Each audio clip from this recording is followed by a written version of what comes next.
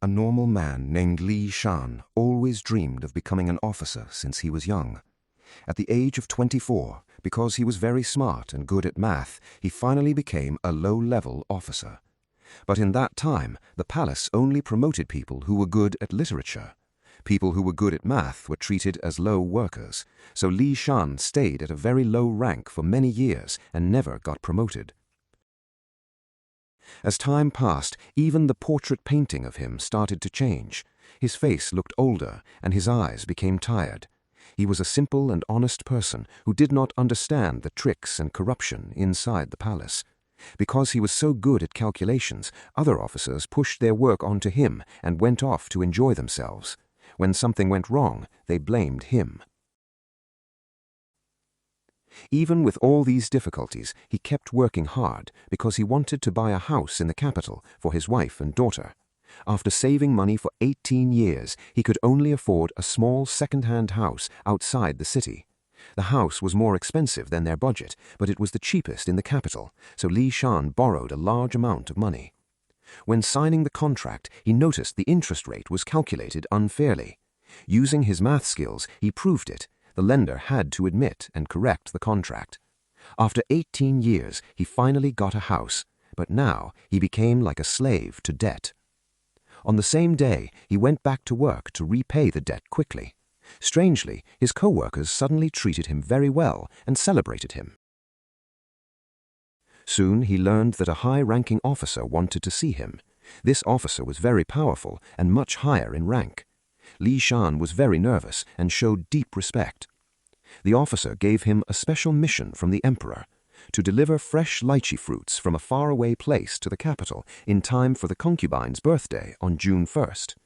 Li Shan was both happy and afraid.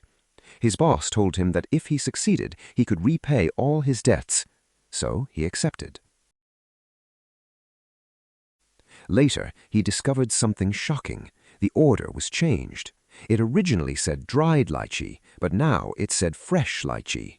Fresh lychee spoils in just 3 days, but the journey to the capital was almost 1,500 miles. It was almost impossible. He tried to fix the order, but his superiors refused. In truth, they planned this as a trap. They knew the task was impossible and wanted to blame him. Feeling lost, he talked to his poet friend. His friend encouraged him not to give up and to find a way. So, Li Shan left his family and traveled far to find a solution. For many days, he reached a distant region.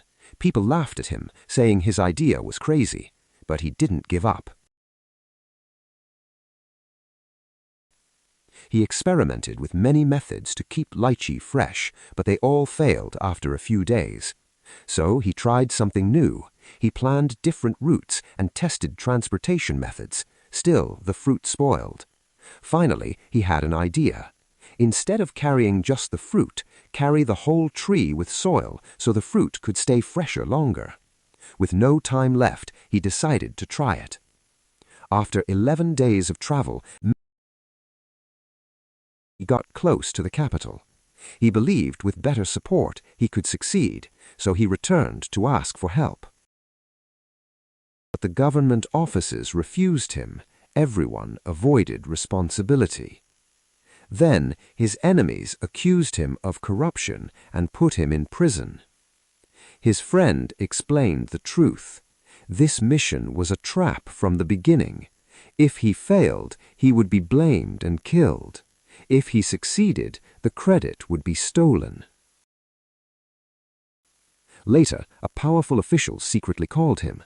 Li Shan explained a new plan using both land and water transport with relay teams. This time he was careful and gave credit to the officials. The official liked his idea and gave him authority. With full support, Li Shan restarted the mission, but new problems appeared. Instead of using 30 trees, officials increased it to 200 trees to protect themselves. Many trees were destroyed, but Li Shan could do nothing. Thousands of people joined the journey. After some days, the trees could not keep the fruit fresh anymore, so they switched back to carrying the fruit. Then more problems happened. Workers ran away and boats disappeared. Even so, Li Shan did not give up. Many horses died of exhaustion, but he got close. Finally, with help from a merchant named Su Liyan, they continued and reached near the capital. But just before success, they were attacked by jealous officers. Most of the lychee was destroyed. Only one small basket remained. Li Shan carried the last fruits and ran to the palace. At the last moment, he delivered them. The impossible mission was completed. But sadly, the concubine didn't even eat the lychee. To her, it was just another ordinary gift.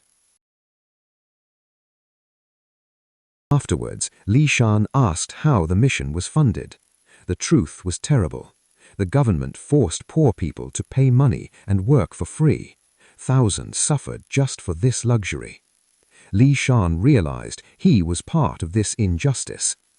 In the end, he tried to seek justice but was punished instead. He lost his position and was sent away with his family. But this became a blessing. He left the corrupt palace life and lived peacefully growing lychee trees. 1 year later, he heard that the empire had fallen. The emperor and concubine had fled. Hearing this, Li Shan felt deep sorrow. He sat in the orchard, eating lychee and crying for his hard life and for the fall of a great empire. When people asked him why he was crying, he simply said, "I just ate too many lychee."